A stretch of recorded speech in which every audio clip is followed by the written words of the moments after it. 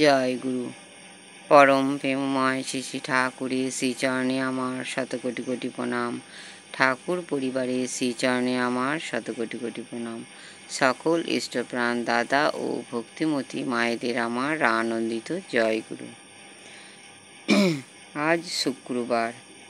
শ্রী শ্রী ঠাকুরের অশেষ দয়ার এক ঘটনা বলবো। জনক এক দাদার প্রতি। দাদাটি দীক্ষা নিয়েছে ঠিকই, কিন্তু ঠিকঠাক ইষ্টভীতি করে না। সপ্তাহে একদিন করে, রবিবার, কিন্তু ইষ্টভীতি করত ভক্তি সহযোগে।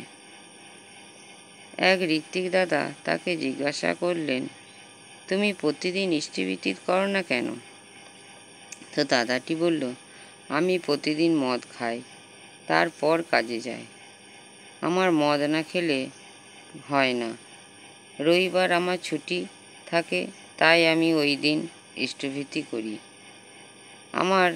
আমার দ্বারা প্রতিদিন ইষ্টভীতি করা হবে না। ঋত্বিদাদা বললেন, তাহলে ইষ্টভীতির অর্ঘ্য জমা দাও না? তখন দাদাটি বলল, হ্যাঁ, মাস গেলে আমি অর্ঘ্য জমা দিই। ঋত্বিক দাদা শত বোঝানোর পরও বোঝে না, ও ওর মতো কাজ করে। তো একদিন কারখানায় কাজ করতে যায়। কি মেশিনে যেন কাজ করতো, তা আমার ঠিক মনে পড়ছে না। তো যাই হোক, হঠাৎ দাদাটির জামার ডান হাতের কলারটি মেশিনে আটকে যায়। তখন দাদাটি কাতর স্বরে চিৎকার করে বলে, ঠাকুর, আমি সপ্তাহে একদিন ইষ্টভীতি করি। আমার হাতটা যদি নিয়ে নাও, তাহলে আমি কি করে ইষ্টভীতি করব? যেমনি বলা অমনি কাজ। শ্রী শ্রী ঠাকুর বললেন, যে আমার দীক্ষা নিয়ে একদিন যদি নিষ্ঠা ভক্তি সহযোগে ইষ্টভীতি করে, তাহলে আমি তার মরণকাল পর্যন্ত পিছু ছাড়ি না। এ তো তাও সপ্তাহে একদিন অন্তত করে এবং ইষ্টভীতির অর্ঘ্যও জমা দেয়। তাই শ্রী শ্রী ঠাকুর কী করলেন, 1 মিনিটের জন্য লোডশেডিং করে দিলেন।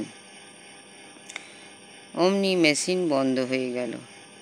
তারপর দাদাটির জামার হাতটা কেটে হাতটা বার করলেন। সেই থেকে দাদাটি আর মদ খেত না, আর প্রতিদিন ইষ্টভীতি করত।